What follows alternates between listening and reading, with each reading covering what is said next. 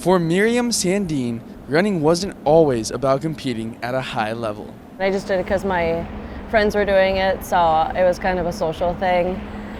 And then I didn't really enjoy it and fall in love with running until my sophomore year and junior year, when I finally made varsity for track in 10th grade. Sandeen is now one of the top runners in the Iowa cross country and track program, but her story is much more than just being a runner. As time went on, she was just restricting more foods and running more, which is really scary because she's really depleting. She's running off her calories. I didn't think anything was wrong. That summer then, she was just, I would say she's probably eating like 700 to 800 calories a day. And then she's running miles. Rebecca decided she needed to take her daughter to an eating disorder care center for treatment.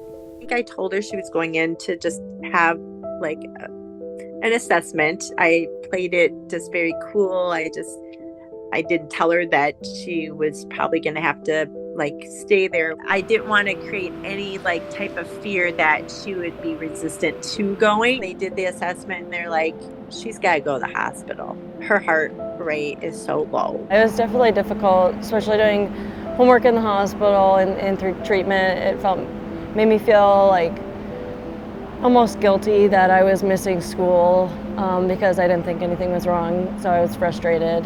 Sandeen was able to recover to run her senior year and had an exceptional track season that earned her a scholarship and a spot in the Iowa running programs. However, her successes in the sport covered an underlying battle with bulimia that began her first year in Iowa City. It was difficult. I think college in itself, especially your freshman year, is really hard to adjust. You're away from family and you're trying to figure out who you are in your classes and your friends, and then on top of that you have a sport. And so my coping strategy was bulimia. I felt like I couldn't be open and honest about it, especially because bulimia is more stigmatized, and when people think of eating disorders, it's just anorexia. It takes a while to build rapport with student athletes, especially somebody who is struggling with an eating disorder. So I don't blame her for not telling us all the things that she was struggling with. Her battle with the eating disorders worsened, and right before the regional meet her freshman year, she received an email from the team that said she was not healthy enough to run in the race.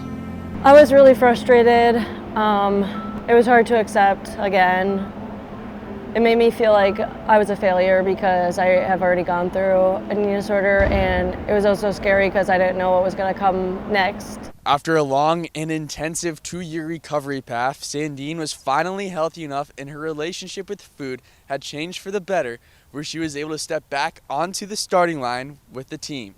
It was very exciting to see like she's like all that she's gone through, and then she's there, you know, and everything is kind of coming together. It was really nice opening up my shell again and being myself, and I think this is like this year and last year are the first years where I'm finally able to be myself and just enjoy being on the team. I would never have thought, I mean, not that I don't think that she could have gotten there, but just like, again, I think that when you're going through a hard thing, you're just in that moment, you know, and it's hard to see beyond that. Running is not about losing weight or using it for how you look. It's for competing hard and seeing what your body can do.